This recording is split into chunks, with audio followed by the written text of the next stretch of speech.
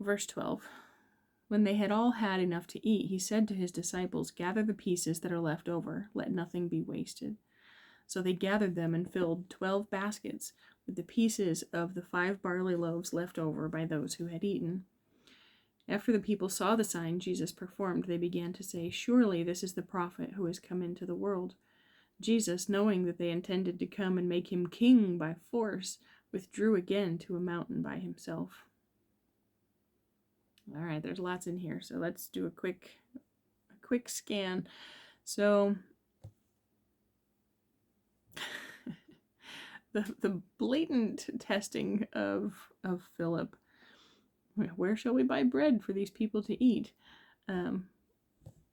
I find it a little bit comical, but that's probably not the intention that it's meant to have here.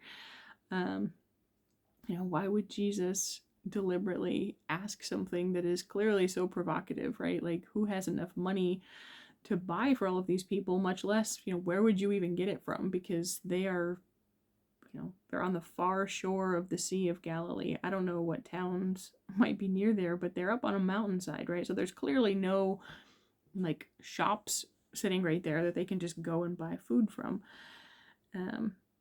And knowing this, Philip's answer is still kind of almost silly to me, right? It would take more than half a year's wages to buy enough bread for each one to have even a bite, right? And so Philip is thinking in terms of material cost.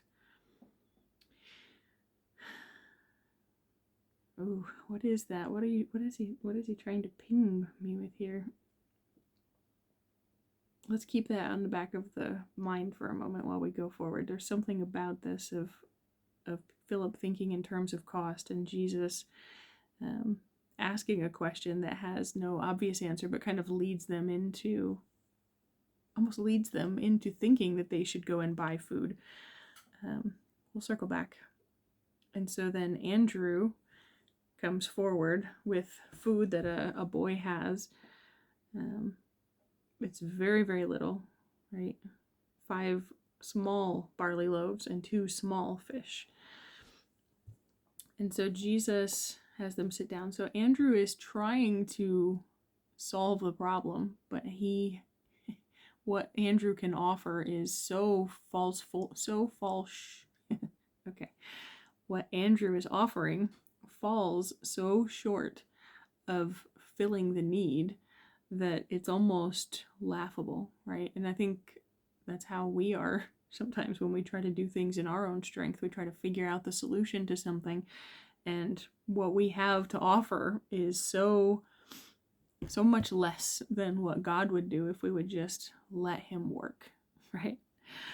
So Jesus says, "Have the people sit down."